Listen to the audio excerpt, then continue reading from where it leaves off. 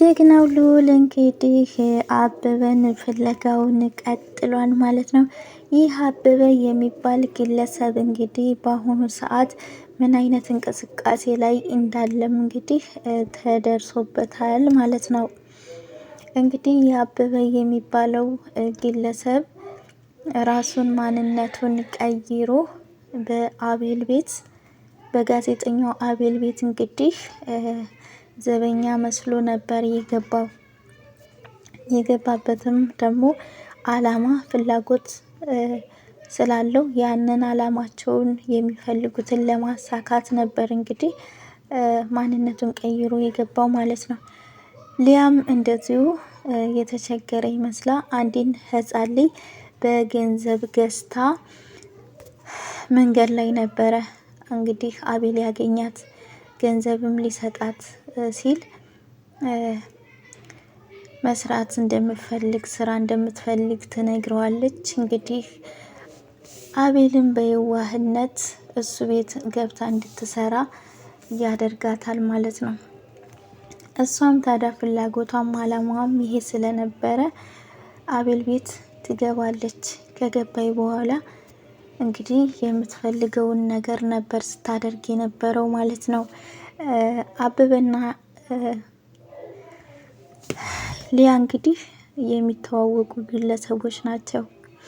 አንድ ድርጅት ውስጥ አብሮ የሚሰሩ። እዛ ቤት እንግዲህ አበበም ማንነቱን ራሱን ቀይሮ ዘበኛ መስሎ የገባው ለስለላ ነው። ሊያም ለስለላ ነው። እንግዲህ አስቡት ማለት ነው። እንግዲህ የሚፈልጉትን ካደረጉ በኋላ በመጨረሻም እንግዲህ ራሄል የምትባለውን የታምራትን ፍቅረኛ ገለው አስክሬኗን በአቤል ቤት በማስቀመጥ አቤል ነው የገደላት ብለው ከመሰከሩ በኋላ እንግዲህ ሊያ ከመሰከረ በኋላ ከአካባቢው ትጠፋለች ማለት ነው። እንግዲህ አበበም ምንም እንደማያውቅ ሆኖ ነበር እንግዲህ ድራማ ሲሰራባቸው የነበረው። ወንድሙም ከዚች ከሊያ ጋር ግንኙነት እንዳለው ሲታወቅ እሱ ምንም እንደማያውቅ ወንድሙን እንዴት እንደዚህ ታደርጋለህ? ጋሽዬ እኮ በጣም ጥሩ ሰው ናቸው። አምነውኝ ነው አይደል እንዴ አንተ እዛ እየመጣህ እየገባህ እየወጣህ ምናምን እያለ እንግዲህ ድራማ ሲሰራ ነበረ ማለት ነው። እውነትም ይሄ ሰውዬ እጁ የለበትም ማለት ነው ብለን እንድናስብ ሁሉ አድርጎን ነበር ማለት ነው።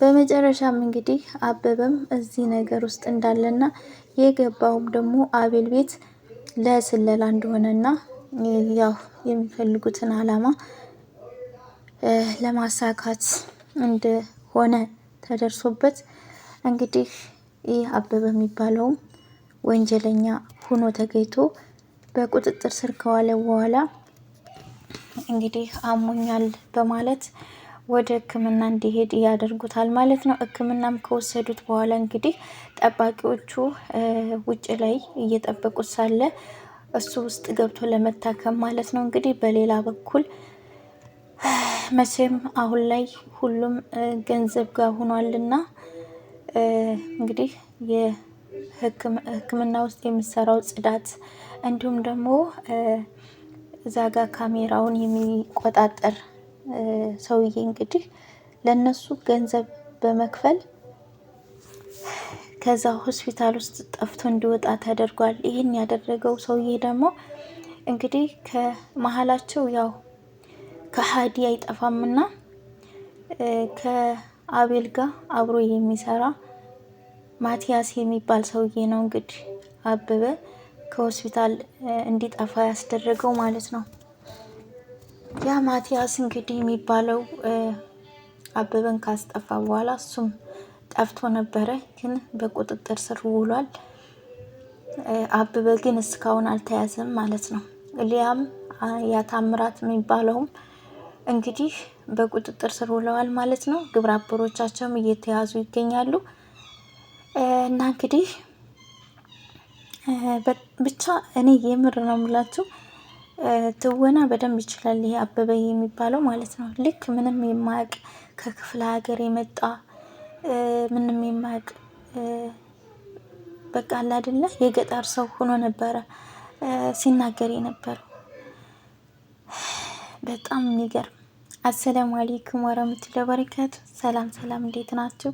ውድና የተከበራችሁ የቻናሌ ተመልካቾች ቤተሰቦች እንዴት ናችሁ? ደህና ናችሁ ወይ?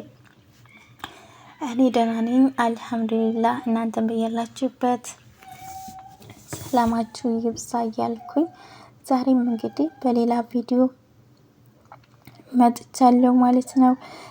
ለዚህ ቻናል አዲስ የሆናችሁ ላይክ እና ሰብስክራይብ በማድረግ የቤተሰብ ሆኖ ሀሳብ አስተያየታችሁን ኮሜንት ላይ ያስቀምጣችሁ አበረታቱኝ እላችኋለሁ። እና እንግዲህ ማለት ነው አበበ አሁን ላይ ምን እየሰራ እንደሆነ እንግዲህ ተደርሶበታል። እንግዲህ በአቤል እናት ስም ያለው ድርጅት ሲዘጋ ሊያም የራሷ ድርጅት ከፍታ እየተንቀሳቀሰች እንደሆነ ተደርሶባታል። እሷም በቁጥጥር ስር ውላለች። የዛም የአዲሱ የከፈተችው የድርጅት ፋይል በዚህ በአቤል እጅ ገብቷል ማለት ነው። እንግዲህ ይህ አበበም የሚባለው በራሱ ድርጅት ከፍቶ እዚህኛው የተዘጋው ድርጅት ውስጥ ሲሰሩ የነበሩትን ወጣቶች እንደገና በመመልመል በማደራጀት አሁን የከፈተው ድርጅት ውስጥ ገብተው እንዲሰሩ የማድረግ ስራ ነው እንግዲህ እየሰራ የሚገኘው ማለት ነው። አስቡ እንግዲህ ያ ምንም የማያውቅ ከክፍለ ሀገር ከገጠር የመጣ ሰው የሚመስል አነጋገሩ ሁሉ ነገር ቅይር አድርጎ ያ ሰውዬ እንግዲህ በዚህ ልክ ነው እየሰራ የሚገኘው ማለት ነው። እንግዲህ በባለፈውም የአቶ መኮንን ጓደኛ የተባለን ግለሰብ ልዑል አግኝቶ እንግዲህ አበበ ወደዛ አካባቢ ታይቷል፣ እዛ ነው ያለው የሚባልን ወሬ ሰምቶ እንግዲህ እዛ ቦታ ላይ ተገኝቶ ነበር።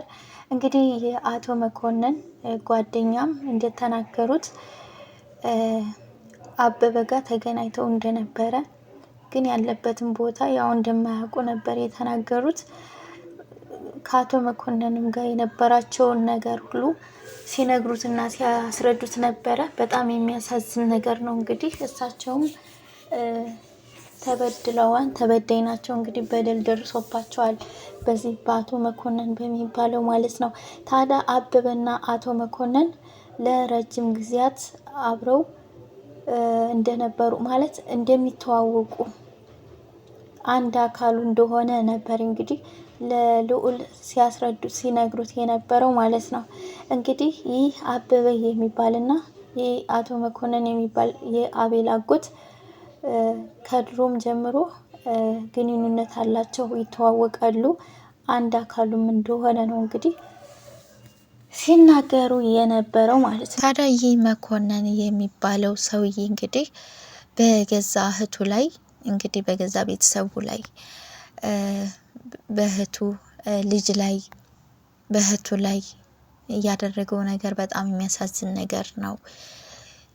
እኒህ እናት በዚህ እድሜያቸው እንግዲህ አስቡት፣ ወንጀለኛ ሲባሉ ምንም በማያውቁት እሳቸው የሚያውቁት ድርጅቱ በስማቸው እንደሆነ ያም ድርጅት ደግሞ የተቸገሩትን ማብላት፣ ማጠጣት፣ ማልበስ፣ ስራ ማስያዝ እንደሆነ ነው የሚያውቁት። ውስጡ ላይ ምን እየተካሄደ ምን እየተሰራ እንደሆነ የሚያውቁት ነገር የለም። አስቡ እንግዲህ ይህን ሁሉ የሚያደርግባቸው የገዛ ወንድማቸው ነው ማለት ነው። ይህ አበበ የሚባለውም እንግዲህ ይሄኛው ድርጅት ሲዘጋ የራሱ ድርጅት ከፍቶ እዚህ የተዘጋው ድርጅት ውስጥ ሲሰሩ የነበሩትን ወጣቶች እንደገና እየሰበሰበ እያደራጀ እንዳዲስ እዚህ አሁን የከፈተው ድርጅት ውስጥ እያስገባቸው እንደሚገኝ ነው እንግዲህ የተያዙትም የተናገሩት ማለት ነው። እንግዲህ ይህ አበበ የሚባል ሰውዬ ከነጮች ጋር ተደራጅቶ ተቀናይቶ ይህን 666 ሰይጣናዊ አምልኮ ግብረ ሰዶምን፣ ወንድ ከወንድ ሴት ከሴት ጾታዊ ግንኙነት የሚደረግበት ድርጅት ከፍቶ ነው እንግዲህ እየሰራ የሚገኘው ማለት ነው። እውነት ዛሬ ላይ ይህ ነገር ማስቆም መቻል ካልተቻለ እውነት የራሳችን የምንለው ማንነት እምነት ነው የሚጠፋው። ይህንንም ጌታቸውም ተናግሯል። ክርስትናንና እስልምናን አጥፍቶ የ666 እምነት ተከታይ እንዲሆን የማድረግ ስራ ነው እየሰራን ያለነው ብሎ ተናግሯል። ዛሬ ላይ ይሄ ነገር ካልቆመ ወደፊት የሚመጣብን ነገር መገመት ቀላል ነው። የምሬን ነው ምላችሁ። በጣም ያሳዝናል። ከነዚህ ከተያዙት አንደኛው እዛ ተዘጋው ድርጅት ውስጥ ሲገባ እንግዲህ ታላቅ እህቱንም እዛ ድርጅት ውስጥ እንድትገባ እንዳደረጋት ከዛም በኋላ እንግዲህ ከታምራትም ጋር ፍቅረኛሞች እንዲሆኑ እንዳደረገ ታምራትም ከሷ ጋር ቅርርብነት እንዳለው እሷም ደግሞ ስለሱ መልካምነት ጥሩነት ትነግረኝ ስለነበረ ፍቅረኛሞች እንዲሆኑና እንዲቀራረቡ አደረኳቸው ነው ያለው። እንግዲህ አሁን ላይ እንግዲህ እህቱ የት እንዳለች አያውቅም። ትሙት ትኑር ምንም የሚያውቀው ነገር የለም። እህቱ ጠፍታበታለች። እናታቸውም እንግዲህ እነሱን ለማሳደግ ለማስተማር ብላ አረብ ሀገር ተሰዳ እየሰራች እንደምትገኝ ነው እንግዲህ የተናገረው። አሁን ላይ እናቱ የልጇን መጥፋት የምታውቀው ነገር የለም። ስልክም ስትደውል ከሷ ጋር ተመሳሳይ የሆነ ድምጽ የያዘች ልጅ ስላለች እሷን እያገናኘ እሷ እያናገረቻት እንግዲህ አስቡ። እናትም ደግሞ ልጇ መስላት እያናገረቻት እንዳለ ነው እንግዲህ የተናገረው። መጨረሻም ላይ ደግሞ አሁን እየሰራችበት ያለው ድርጅት ስራ እንደሚበዛባትና እንደዚህ ቶቶሎ ላታገኛት ሁሉ እንደማትችል አድርጋ እንድትነግራት እንዳደረገ። ለምንድን ነው ይሄን ማድረግ የፈለከው? ለምን እውነታውን አልነገርካትም ሲለው እናቴ ሰው ሀገር ነው ያለችው፣ ልጅሽ ጠፍታለች እንደዚህ ነው ብዬ ብላት ደግሞ እናቴ የሆነ ነገር ትሆንብኛለች። ስለዚህ ከሷ ድምጽ ጋር የሚመሳሰል ልጅ አለች፣ እሷን እያገናኘው እኔ ደግሞ በጎን እህቴን እየፈለኩ ነው ያለው እንግዲህ ማለት ነው። ሉልም ታዲያ እንግዲህ እኔ እዚህ ቤት የመጣሁት መረጃ ደርሶኝ ነው። ከአበበ ጋር ያለህን ግንኙነት ያለህን ንገረኝና እኔ ደግሞ እህቴ የምትገኝበትን መፍትሄ እፈልግልሃለሁ ነበር ያለው። እሱም አላመናታም፣ አላንገራገረም። እሺ ነው ያለው። የፈለከውን ነገር ጠይቀኝ፣ አንተ ብቻ እህቴ እንድትገኝ አድርግልኝ እንጂ እነግርሃለሁ ብሎ እንግዲህ ከአበበ ጋር ያለውን ነገር አበበ ምን ላይ እንደሆነ አሁን ምን እየሰራ እንደሆነ እንግዲህ ያለውን ነገር ነግሮታል ማለት ነው። የሱ ጓደኛ የሆነ ደግሞ ከአበበ ጋር የሚገናኝ ልጅ እንዳለ ጠቁሞ ነግሮት እሱም እንዲመጣ ካደረጉ በኋላ እንግዲህ እሱ ለመናገርም ፍቃደኛ አልነበረም። ሳይወድ በግዱ እንዲናገር አድርገውታል።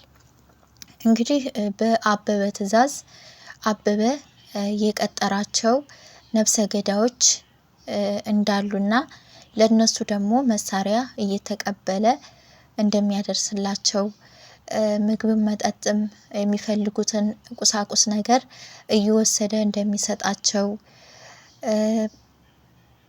መሳሪያ ምናምን እየወሰደም ደግሞ እንደሚያቀብላቸው እንደሚሰጣቸው እንደሚላላክ ነበር እንግዲህ ሲናገር የነበረው። ይሄ ሁሉ የሚደረገው እንግዲህ በአበበ ትዕዛዝ ነው ማለት ነው። እንግዲህ ይሄ ሰውዬ እዚህ ደረጃ ላይ የደረሰ ሰው ነው ማለት ነው። እውነት በቅርቡ ደግሞ ተይዞ እናየዋለን ብዬ ተስፋ አድርጋለሁ። ማንም ቢሆን ከህግ በታች እንጂ ከህግ በላይ አይደለም። ሊያና ታምራትም እንደማይያዙ እንዲቀላል ሰው እንዳላደሉ አድርገው ነበረ ሲያዙ የነበሩ ሲናገሩ የነበረው ማለት ነው። ሊያም ብትሆን ታምራትም በቁጥጥር ስር ውለዋል። እያንዳንዱ የሚያደርጉትን ነገር ተናዘዋል ማለት ነው። ይሄ አበበ የሚባለውም ሰውዬ ደግሞ ይያዛል። ግን ደግሞ ከተያዘ በኋላ እስር ቤት ከመግባቱ በፊት እውነት ስቃዩን ማየት አለበት። እነ ብሩኬ በጌታቸው ላይ እንዳደረጉት ማለት ነው።